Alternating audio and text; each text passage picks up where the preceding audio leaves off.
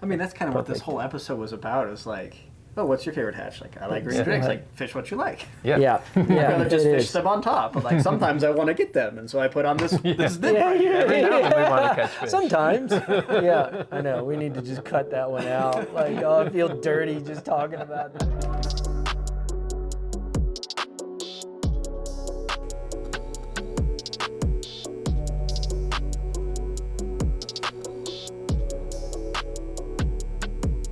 Hey guys, thanks for tuning in for another episode of Flies 4. Today we are in St. Peter's Fly Shop here in Fort Collins, and we've got Jin and Aaron at the table, and we're going to talk Flies 4 matching the hatch. We're going to dive right into our bugs today. We've got a ton to cover, so stay with us, and we're going to start with kind of top 4 flies from each of you guys talking about chasing hatches. Sounds good. Yeah. Well, who wants to dive in first and talk about some bugs? I'm throwing Jin under the bus. All right, I'm in. Put me in, Coach.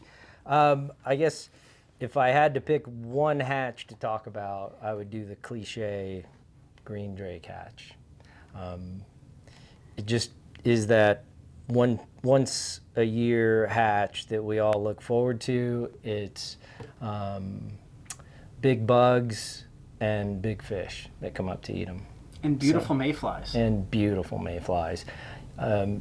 Very distinct with the size, beauty, grace, and I will say the size of the fish that come up to eat the green drake, the time of year, it's a hatch I look forward to. They must taste fantastic.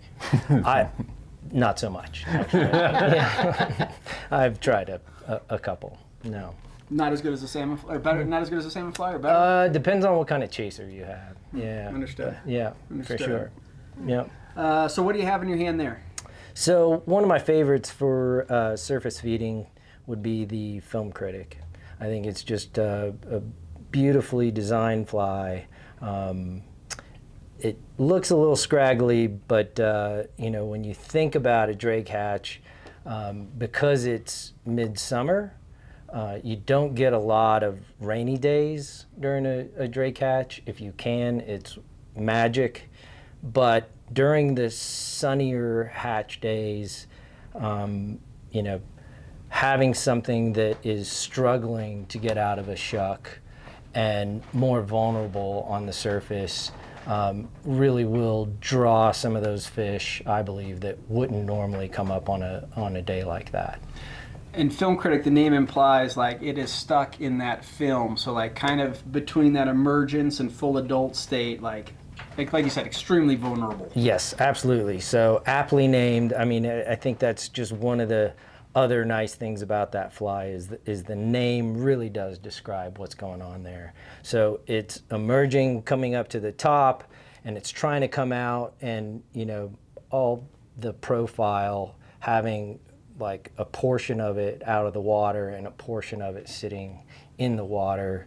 It's pretty much irresistible. You got that super dark high-vis post that as an angler, you're seeing from a mile away, which is awesome. And it seems counterintuitive, but when you have those sunny days, you have a white post on bubbly water, you're kind of looking for it, and that black is like, oh, got it. Mm-hmm. It's nice to track. Well, that's the other part of it. On sunny days, you just find duns fly off the water much faster because it's dry, it's hot, their wings harden pretty quick, and they're out of there. So to have something that imitates something that's stuck in the shuck is a crucial fly to have. Which makes it a little easier to get that bite. Yes. As long as we're over here looking at your pile of flies, I see another. It's one of a couple here on the table. One of your only though, but you've got a Drake Nymph. Would you talk about that for a second? Yeah, it's a little bit of a dirty secret, but I'll admit to it, I'll fess to it. This green drake jig is just a deadly fly. And, obviously it works pre-hatch during the green drake time frame, but it's one that really works just about everywhere, especially if there's a lot of water pushing around. I mean, it's super heavy and looks like nothing, but probably everything at the same time. And just sticks fish. I mean, that's just a crusher, and everyone should have green drake jigs. And those like those jig hooks, I mean, like absolutely they lock into fish really good. Yeah, so especially as a dropper, or even on a nymph rig, but put that on a loop knot, swim that through some likely water, and you will do a fish count. Yeah, yeah. Awesome. Well, Aaron, what do you have in front of you here? Well, I'm kind of going to start off with the EC Catus.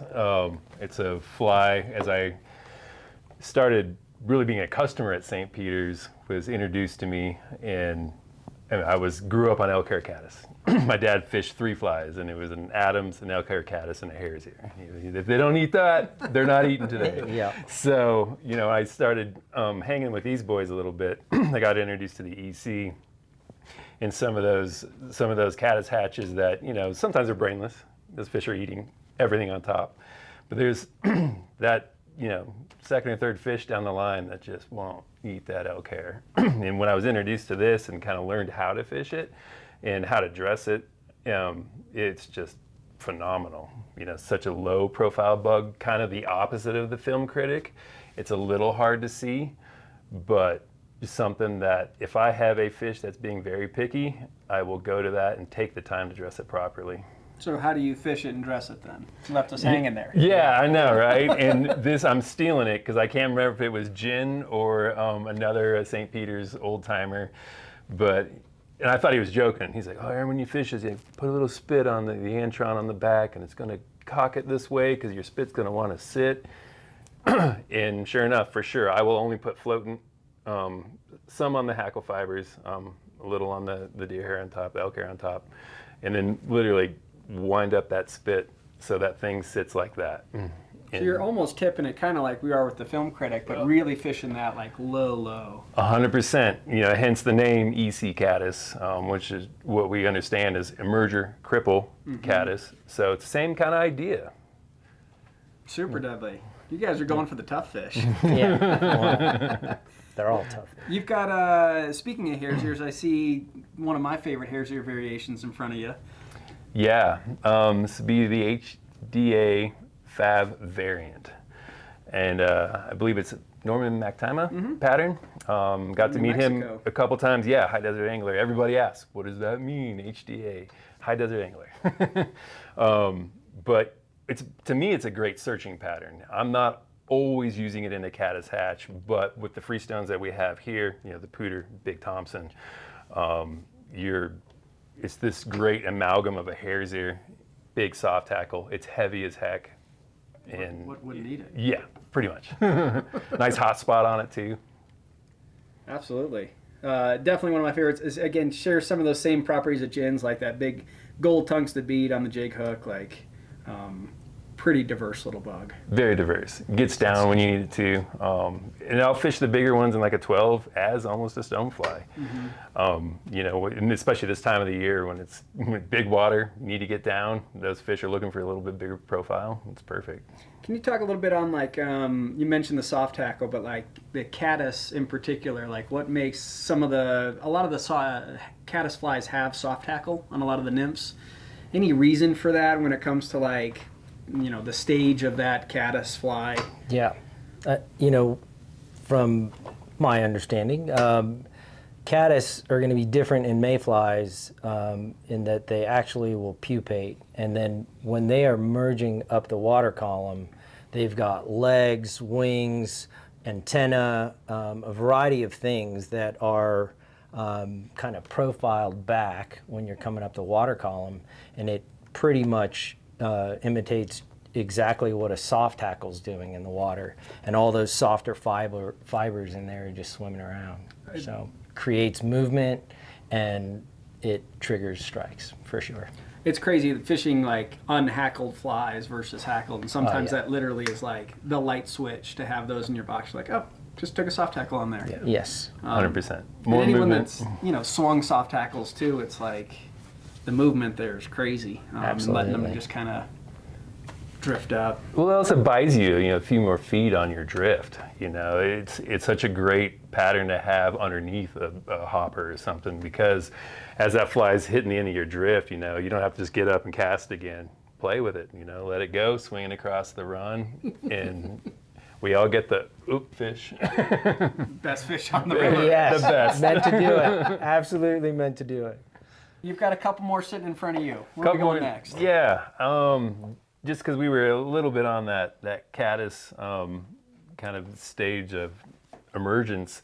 Got the tungsten swing nymph, and it does have a little tungsten bead in there. So again, this is very soft tackly, for lack of a better technical term. So again, in that caddis stage, it is a good dropper, but I will also intentionally fish this more on a swing. So whether that's caddis dry and that below it, now you're covering a little more of the water column. You're getting those fish that might have come up and looked at your EC, even with the spit it just didn't work, and then that thing swings past their face. But the other reason I really wanted to put that on the table is how much we love to throw trout spay at the shop. And it's maybe a little overlooked because we all think of trout spay and maybe fishing streamers, right? And big stuff, which is fun.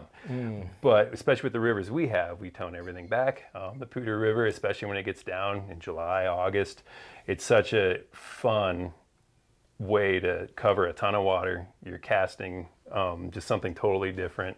Light lines, really, if you're throwing like that on a Scandi setup.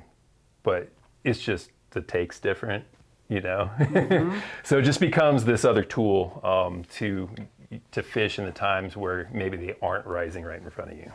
And I think there's a time and a place where that swung fly presentation is the presentation for that moment. And if you don't have those kind of bullets in your box, it's lost opportunity for those windows. Oh yeah, totally. And like you said, it's that extra couple feet, and it's I'm getting bit every time there.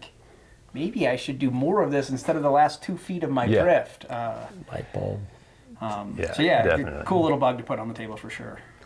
I think it's a secret for some of our older guides as well. So when you're having, even anglers that maybe are still trying to learn, when you get into situations where you actually start to have them swing soft tackles, they don't have to set the hook a lot of times. And so the old guides try to talk to the younger guides about this opportunity, and it sounds like old guy talk. Yeah, absolutely. The young guys, they'll figure it out, but it's actually a deadly little secret for even folks that are trying to get into the sport. Nice. Aaron, what's your last one here? Yeah, last but not least is the this happens to be the green drake. I was going to say film critic. I'm stuck on the bug. Missing link. Mike Mercer pattern. Mike Mercer. This thing blew my mind when I started fishing it, and I think it flew under the radar a little bit, at least at our shop. We had maybe a bin of them, and then I was like, I'll try that pattern. And I was like, well, maybe I should order a couple more. And to the point where the other shop employees were like, dude, what are you doing? This is our secret bug. And it's beautiful. This is the green drake pattern, but we also have it more in caddis style as a PMD. And the beauty of it, to some degree, is almost like the green drake, jig drake, nymph, is that it looks like a lot of different things. Even though it says it's a green drake, I will fish that for caddis for sure. Especially in those days where you are seeing a few drakes come off and there's a few caddis coming off. We'll throw them something in the middle. It's a happy medium. It's such a fishy profile, and I think I've heard Mike talk about this one, you've almost got splayed wings like it's a spinner, or it's a cripple, or you slick those back up with the wing and it's an adult. Depending on how you want to mess with it, you can mess with what stage. A lot of ways to manipulate it, 100%. And yeah, for sure. I've tucked this back down, if we need a little subtler presentation, or try to stand it, straight up, so you can see it better, because we have so much pocket water around here. A lot of times your fly will get lost in the shuffle. But yeah, a lot of different ways to treat it. It's just a super slender profile, and it's just not in your face, but it's enough to trigger many a strike on a bug that otherwise wouldn't get it. Yeah, at one point we had two missing links out here on the table. Yes, it's another aptly named fly because it kind of transitions between a lot of stuff. It's a lot of surface area for your spit. Yeah, this one not so much. The EC for sure. Awesome. Well, Jim, what's your last pick here? We're going into a whole different hatch now. Yeah, whole different hatch. I think maybe one of the more underrated hatches, a yellow Sally. You know, we've been fishing chubby Chernobyls obviously for a long time, and then visiting out with some friends on the green a few years ago. They told me I wasn't catching fish, they were catching fish. They told me to put on a stubby chubby. And I looked at them, I'm like, is that me cutting off portion of the chubby that I have on? Or what are we talking about here? Yes, what are we talking about there? Come to discover this fly, obviously it worked really well out there, started to bring it in here, and man, it's another wonderful design, partly because it has a different profile than your standard chubby Chernobyl, and a different hook. This hook, the XT050, is one of the stickiest dry fly hooks that we have. And so, you know, the crew was a little skeptic at first, right, about bringing in another chubby Chernobyl. But once they started fishing it, I mean, literally you can tell folks, if the fish looks at it, they're hooked. I mean, that's how how sticky that thing is. So, and once you get them, I mean, they are not coming off. You're going to land that fish. Yeah, and it's a different look on the river than a regular chubby. Wing, exactly. Everything. Yeah, and you feel confident maybe even going behind somebody that was fishing chubbies because you have a different profile. So. Well, nice. I think, like, you know, as far as flies for different hatches and stuff, I went a lot of places, touching a lot of things. Like, we're in the months where it's like you can go a lot of different ways, and having, you know, multiple of these kind of bugs hatching at the same time, having good flies that overlap, but also having flies that are super intentional for different parts of it. Yeah. Well, what I want to do is just take a second and just kind of like talk about St. Pete's for a second, and, you know, what you guys have as home water, backyard fisheries. You guys talked about the pooter a lot. We were messing around 15 minutes from the shop on the pooter. It's an incredible resource out the back door. What kind of hatches are on the pooter? I would say, you know, that's the beauty of having a freestone, you know, right in our backyard. You know, obviously there's a ton of miles, and, you know, I will say it's been pigeonholed as this or that, or a put and take fishery. We've obviously had some issues with fire and floods over the last couple of years, but she always bounces back. I think that's the other part of a freestone. As we know, I mean, you just get a larger variety of bugs. It's the way nature intended. So, you know, it used to really bum me out when we'd get really big water because, you know, you'd think it was going to be really tough fishing, kind of like today, or in the winter when she would ice over, you know, and just coming to appreciate that full cycle now. I look at it now, when she freezes over, we get to let her be, right?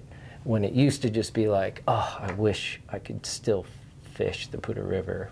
She gets her break. And so, you know, having that in our backyard and having the variety of bugs that we have, obviously there's a lot of rivers in Colorado that get a lot of hype and have extremely large trout.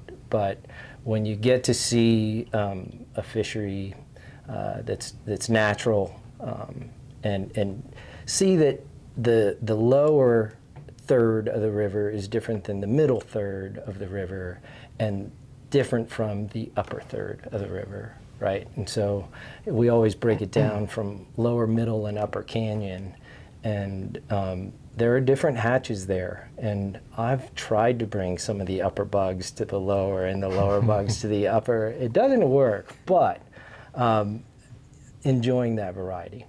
Yeah, and you can see the diversity of the river with the fly selection behind you guys. Like, Yeah. it's pretty deep. I was going to mention that too. That's part of what makes it so fun to work at the shop is like you name a hatch, Pooter probably has it at some point, sometime. And to be able to have such diversity in the fly box and in your arsenal, and you're not just, I mean, I'm kind of fishing all caddis today, but you know, that's not it, right? We'll just wait a couple weeks and this happens. Wait a couple weeks and this happens, and like, it's such a dynamic river. I mean, it's a mystery too. I mean, she's tough sometimes. Sometimes it's super easy. So it's such a phenomenal fishery to have 15 minutes, like you said, from our shop. It gets taken for granted, I think, a little bit, and even all of us to some degree, because it is so close, right? And then you have a wildfire, and you can't fish the canyon, and all of a sudden you go into panic, and you're like, what am I going to do for the next couple of weeks? The last 5 years have been just big reminders of what a special resource it is, and how lucky we are to have a shop in Fort Collins that can do our best to protect it and get people happy and fishing on it. As far as like favorite hatches, you know, since we're talking about bugs, what are your guys' favorite hatches? Caddis. You don't say. You don't say. No, I just like caddis. Yeah, I throw that out there. It is fun, and it's a little bit working man's game because they're always there. You know, they're always there, and it's just it's not always easy. But some of those, you know, those days they give it up a little easier on the caddis. To some of my perspective is from when I get off of work.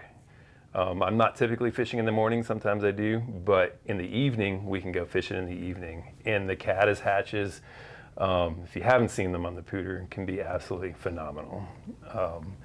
Where you're just seeing clouds and you're going, is this really happening to me right now? This could be good. And you know, we get a lot of comments in the shop like, fish just don't rise on the Pooter. Fish it at 7 p.m.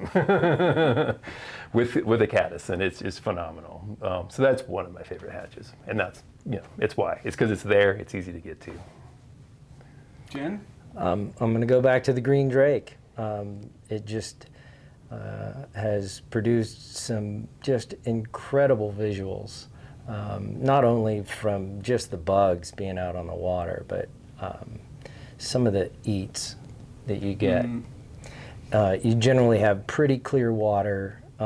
You make a really good drift, and from a boat, you can watch the whole decision-making process in their brain.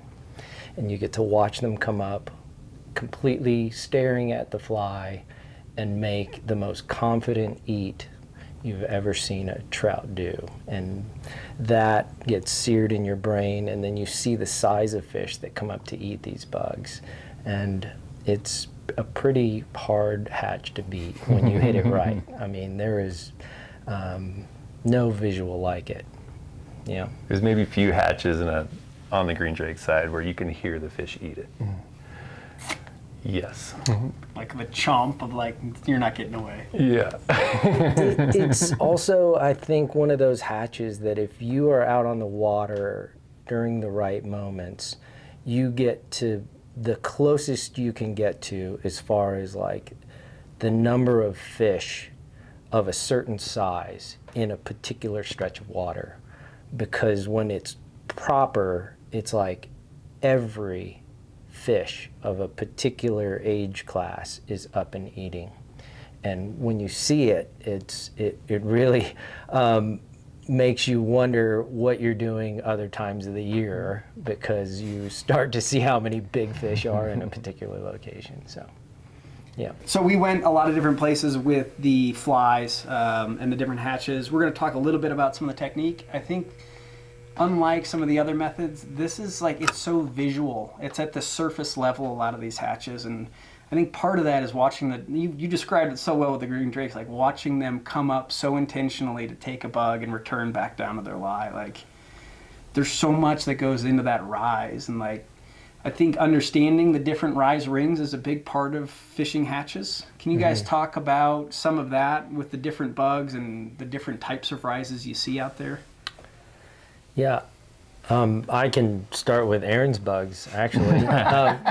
One of the most distinct rises when we talk about trying to determine whether they're eating caddis or mayflies or stoneflies, caddis eats tend to be a lot more aggressive. You're just going to see something really quick, either slashing or something really fast to come and grab that bug. And then when you see caddis adult activity, it makes sense, right? They're very erratic flyers. They bounce around on the water a lot. And to try and get a slow, intentional eat on something that is skittish on the surface is going to be impossible to have Chasing it down and success. killing it. That's right. You're going to time it to where you're going to come up aggressively and take that fly.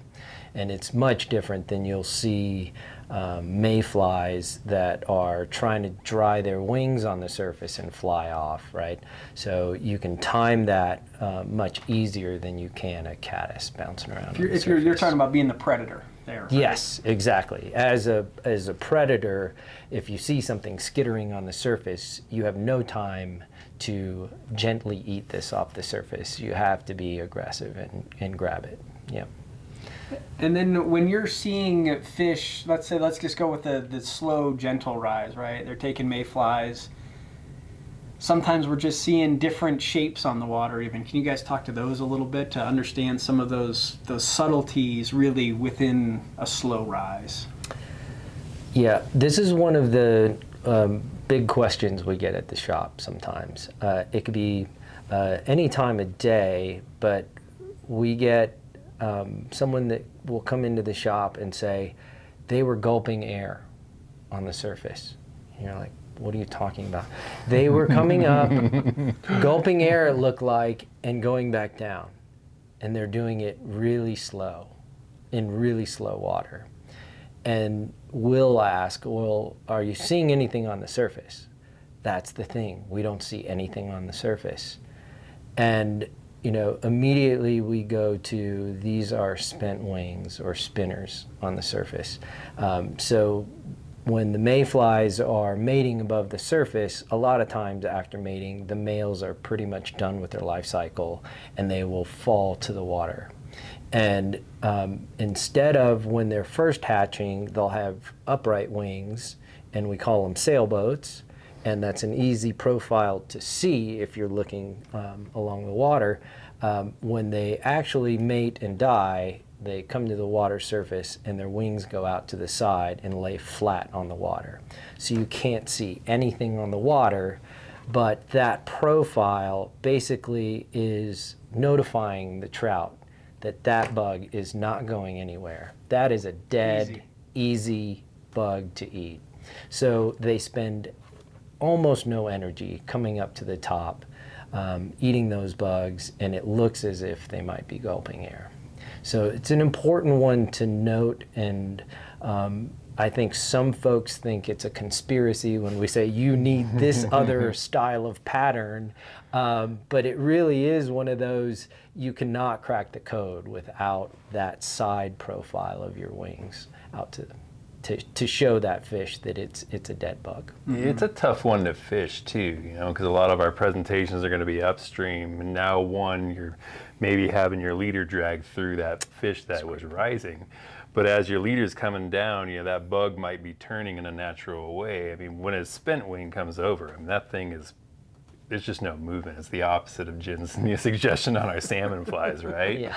So it's such a can be frustrating, or really fun way to fish, because now you got to figure out the puzzle. How do I get this fly to get in front of that fish and stay without twisting and turning like it's alive? You're dead.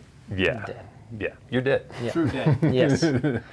So, a lot of times, and this is like a trico hatch, perfect example of that, and there's a million of them on the water, but sometimes approaching it from above and having a downstream presentation, make sure they see that fly first, trying to get it as natural, and that whole leader in that seam, instead of your leader being out here in the seam pulling it.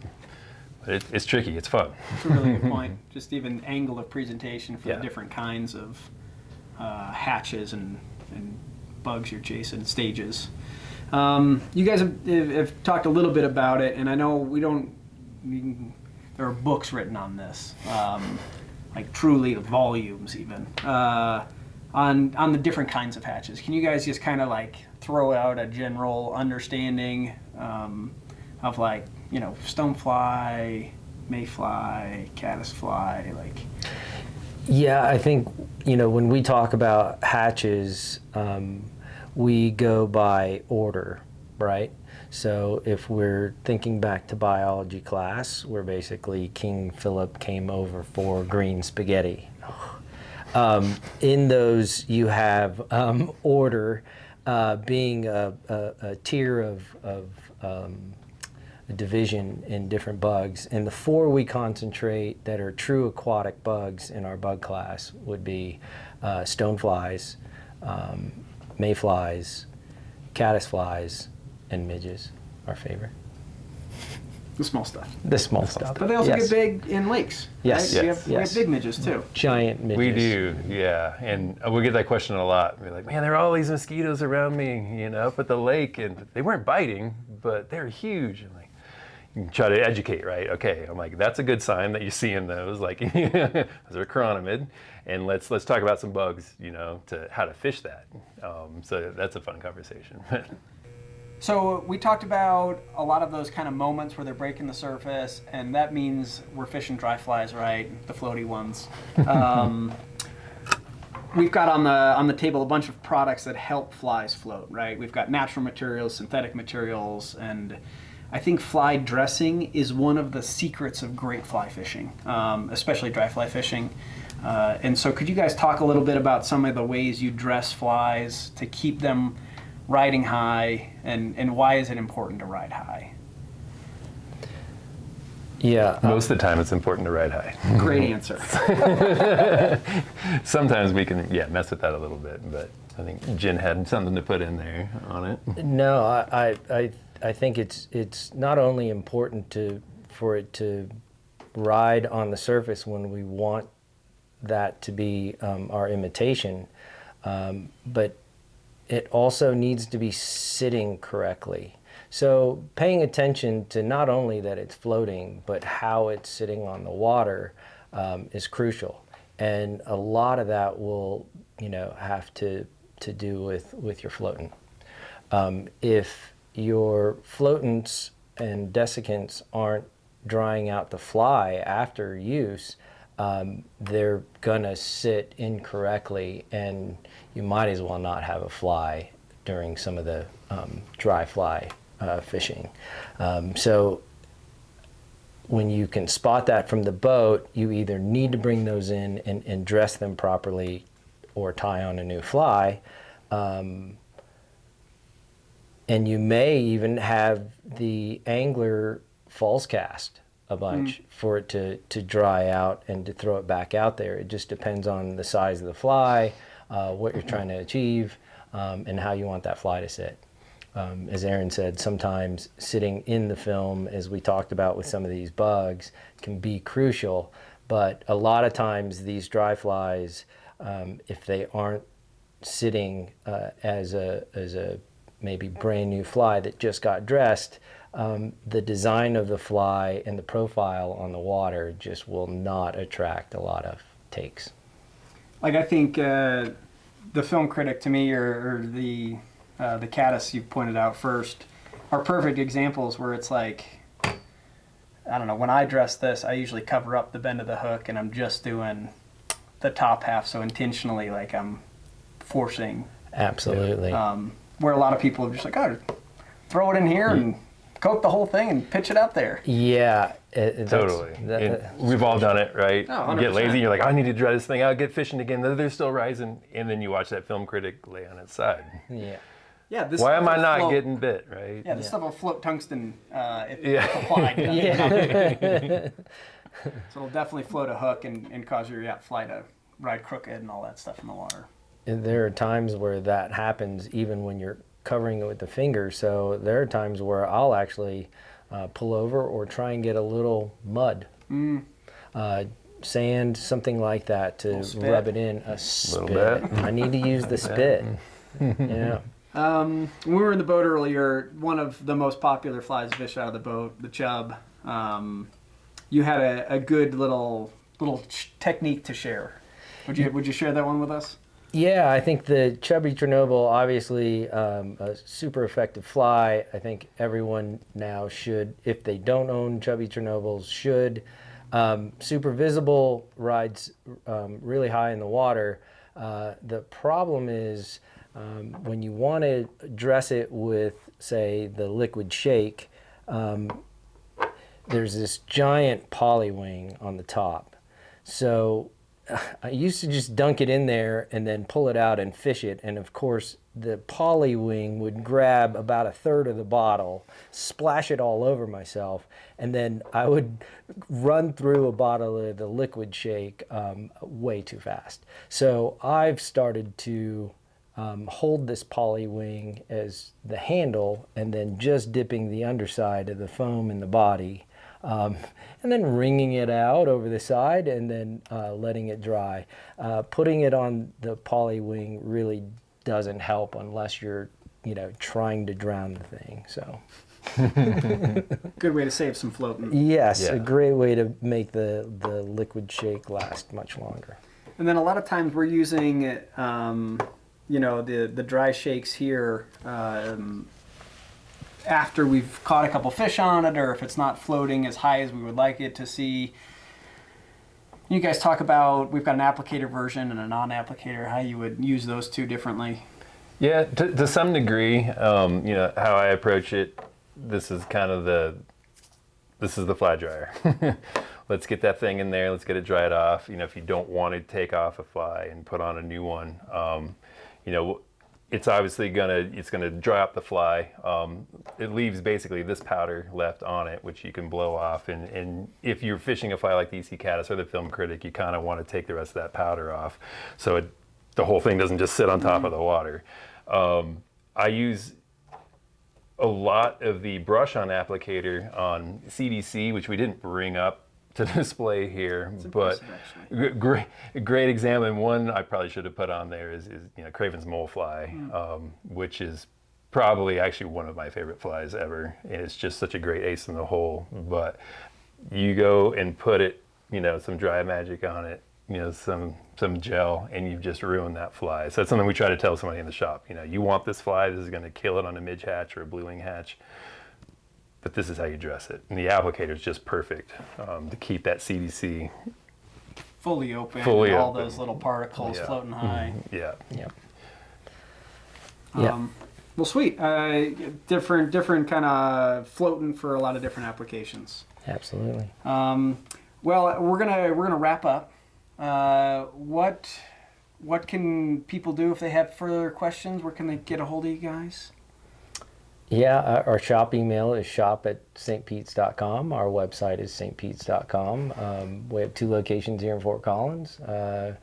Happy to answer any questions or point people in the right direction. There's always going to be questions on kind of the chasing that next ring. Yeah, and I know the fly shop can be intimidating, but we truly want to answer those questions. We truly want to talk to you. So, it's such a great part of our job to be able to do that. And happy to, whether it's phone, email, website messaging, Instagram messaging. We got you. Sweet. Well, thank you guys so much for tuning in for another episode of Flies 4. Thank you guys so much again for taking the time to share a bunch of your knowledge. Make sure to tune in for our next episode of Flies 4 and hit that like and subscribe button.